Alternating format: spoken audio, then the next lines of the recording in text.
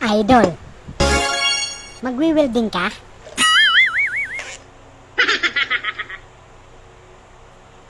Hindi.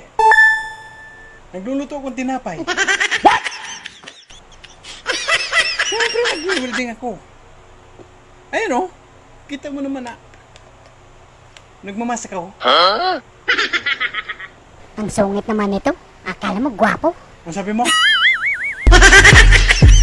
Wala, idol. Muntik na ko dun ha.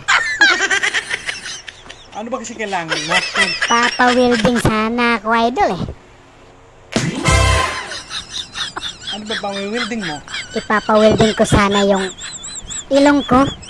Kasi tabingi na. Welding ko